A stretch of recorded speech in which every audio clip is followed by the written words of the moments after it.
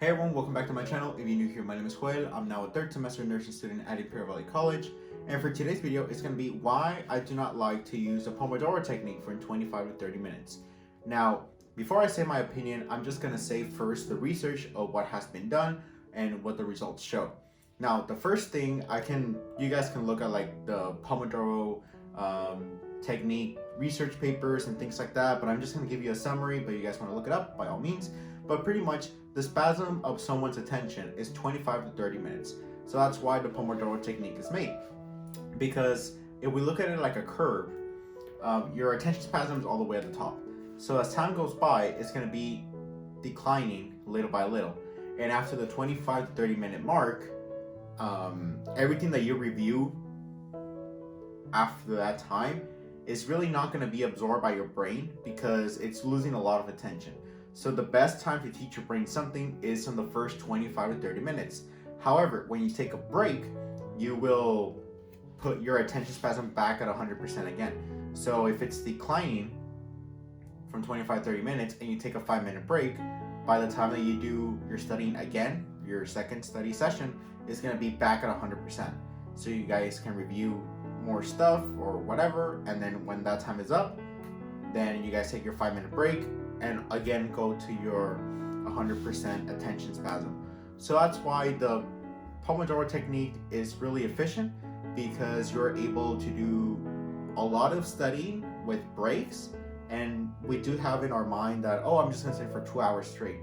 But when you're studying for 2 hours, after the 25 to 30 minute, you're really not going to learn a lot. The best time that you have for learning was during your first 25 to 30 minutes. So that's why you see a lot of study with me videos of like 25 and 30 minutes and then take a 5-minute break. But I did see that for me, whenever I did that, yes, it was helpful. But for me, it was really hard to go back to study after 5 minutes. I didn't really have that good type of, I want to say, discipline.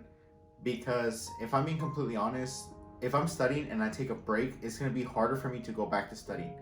So that's why for me, it didn't really work out. So that's why I had to pump it up little by little. So I started with 25 minutes so I could get used to studying, because back then my brain was like, we can't study for more than 15-20 minutes, whatever.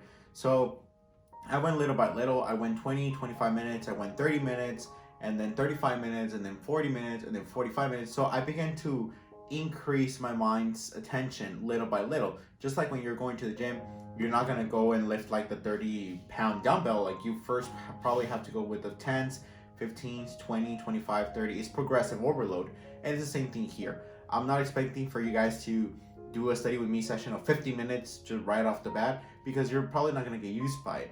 And if you try and do it, if you force yourself to do it, you're probably not going to want to study again, because your brain doesn't like to be so hooked up to something for a long time and it's boring and whatever excuse your mind says. So that's why I did like the study with me. So I did like 2 or 3 already, and they were pretty chill, 25 to 30 minutes. But now on another video I'm going to be posting, it's going to be actually my time studying 50 minutes. So you guys can try that out, or you guys can stick to the 25-30 minutes. The whole point of the study with me is for you to have a companion on studying. I have like a TV here, so I would normally put someone of like study with me, someone that I look up to or whatever, so I can feel like I'm not studying alone and I'm here alone in my room. But technically I am, but it's good to have someone there and have like a visual of someone studying with you. I don't know, it's pretty pleasant and a lot of people like it. I definitely like it. It makes studying so much easier and so much fun in a way, because it feels like I'm with a companion. And yeah, so that's why from now on you're probably going to see more of my type of studying techniques. 50 minutes. I do want to pump it up, because I do see with myself that whenever I do my 50 minutes and I take my 10-minute break, sometimes that really doesn't work out. And I know it takes discipline, and I know you guys are probably struggling on this too, because instead of being 10 minutes, you can make it 15 minutes, 12 minutes, or even another hour. So it really just comes down with practice. I even struggle with it. Everyone struggles with it, unless like you're super like disciplined on that, but it's very few people that are like that.